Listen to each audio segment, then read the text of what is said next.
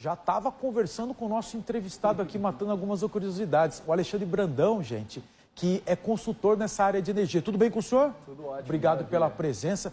Porque todo aquele incentivo que foi feito lá no passado, vamos trocar essa energia por uma energia limpa, uma fonte limpa.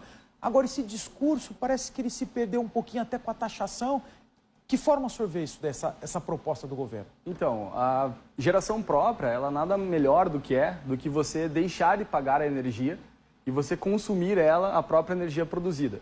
Porque você vai ter uma economia mensal. Como esses sistemas eles duram 25, 30, 40 anos, é uma economia para a vida.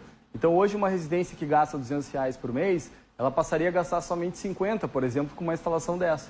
E essa economia de R$150 por mês durante 25 anos faz muita diferença, né? Então, não é só pelo apelo da energia limpa, mas pela economia que o cidadão também tem no bolso hoje, porque a nossa energia no Brasil é uma energia muito cara, né? Falando em economia, já que o senhor deu a deixa aqui, é um investimento que se faz, mas esse investimento se paga em quanto tempo, mais ou menos? Eu estou falando de residências, tá? Isso, perfeito.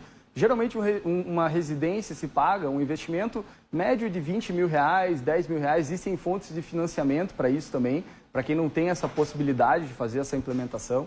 E hoje em dia, poderia se considerar de 3 a 5 anos como retorno desse investimento. Entendi. Porque a energia da residência ela é bem mais cara do que a energia de uma indústria, por exemplo, que levaria aí os seus 5 anos para se retornar ao investimento. Numa residência, até 3 anos é possível se encontrar.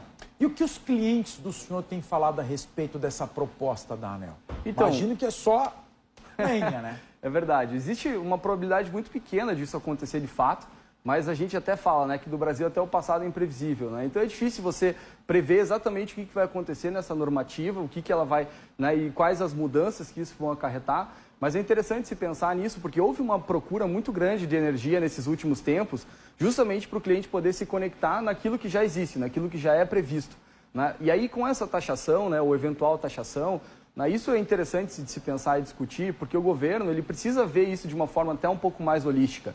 Se você for pensar em países mais desenvolvidos, já existe uma tendência do uso de baterias nas residências e se passasse a cobrar energia para a rede, as residências poderiam utilizar baterias para poder acumular essa energia, não mandar energia para a rede e aí sim a rede ficaria sucateada, né? Então é interessante se pensar que até mesmo dentro de um padrão de uma mudança regulatória, se a gente não analisar de forma holística, a gente pode ter consequências para o nosso sistema não previstos antes, né? Entendi. Deixa eu só colocar um pouquinho mais de molho nessa nossa conversa aqui. Vamos lá.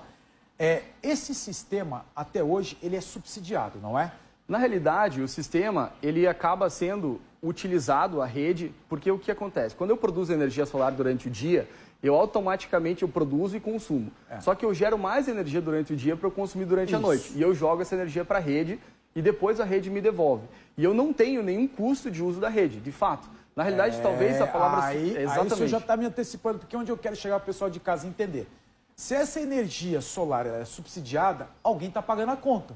Deduzo eu que seja eu, por exemplo, que não tenho painéis na minha casa. Eu pago energia elétrica. Então, eu estou pagando para quem tem painel solar, certo? Na realidade... Na realidade existe uma diferença nesse sentido, porque quando você fornece essa energia para casa, quando eu sou, por exemplo, teu vizinho e produzo essa energia, né, eu estaria dando uma energia também de forma gratuita. Então, no final da história, por mais que exista, sim, um subsídio, esse subsídio, no final das contas, é compensado. Porque quando eu produzo, eu também estou subsidiando uma energia mais próxima da tua residência. Então, no final, no balanço das coisas, na realidade, uma coisa acaba compensando a outra. É que eu queria chegar lá porque não haveria uma espécie de justiça ao cobrar, ao taxar esse tipo de utilização, porque, afinal de contas, todo o investimento na rede foi feito para que, lá na ponta final, a pessoa receba essa energia elétrica. Não é verdade? Por isso que essa discussão é pertinente. Uma pequena taxa disso, sim, seria justo. Não o que está sendo proposto, né? Porque o que está sendo proposto é basicamente retirar 60% do benefício da geração. Né? Então, se você for considerar 10%, 5%, aí sim seria justo. Agora, hoje estão sendo cobrados, né, a proposta muito mais daquilo do que seria a justiça. E de onde o senhor está tirando esse índice? De outros países onde essa legislação já funciona dessa forma? Só para eu entender. Perfeito. Em outros países, essa fonte de energia até ela foi muito mais incentivada do que no Brasil. Né? Porque no Brasil existe sim essa questão de não pagar pela energia enviada pela rede, só que de toda forma, nos outros países há até um incentivo fiscal, eventualmente até nos Estados Unidos, que se dá dinheiro para você instalar, o próprio governo dá dinheiro, a Alemanha também paga para você, né, ou até então pagava energia para você produzir. Então lá sim existiam subsídios. No Brasil isso basicamente é uma conta de empréstimo e devolução, né? Eu vou aproveitar aqui, já que a gente está tratando desse assunto, e mostrar aqui no telão do Paraná no Ar a Universidade Federal do Paraná, que está inaugurando a maior usina solar fotovoltaica, que fica no estacionamento aqui da Federal. Vai permitir uma economia de R$1,5 milhão por ano com energia elétrica. 50% do atual consumo do campus Politécnico ou o suficiente para abastecer 722 residências. É isso que nós estamos mostrando aí. Você já conhece aqui? Sim, foi a gente que implementou nesse projeto, né? A gente que fez toda a estrutura de instalação, né? Então a gente fez esse sistema, é o maior sistema de carport do Brasil. Né? Então, como? De carport. O que é isso? Que é o estacionamento solar, né? Então você pode ver que isso daqui são vagas de estacionamento, que elas são cobertas e a gente aproveita a cobertura para gerar energia. Então é um sistema muito inteligente, porque você aproveita o espaço, gerando vagas cobertas para quem está na universidade e ainda você produz energia, né, que hoje até nessas reduções de incentivos nas universidades, isso é muito interessante. Né? E uma pergunta que eu vou fazer para o senhor, que é uma pergunta de leigo mesmo, tá? Que eu me fiz quando eu vi a Prefeitura de Curitiba também fazendo esse investimento, que foi lá no telhado novo, nessa reforma que houve. Curitiba mostrou, eu lembro isso, na época da Copa do Mundo que teve no Brasil, foi feito um comparativo para turistas, para mostrar que em Curitiba tinham muitos mais dias sem sol do que com sol. Curitiba é uma cidade que, pelo menos naquele ano, foi muito mais nublado do que Londres, que tem essa fama total aí de não ter sol. E aí, funciona? Sim, isso é interessante se pensar, até a tua pergunta é muito boa, justamente pelo fato de que a energia solar ela não depende do sol direto. Né? Então, é a luminosidade que faz produzir essa energia.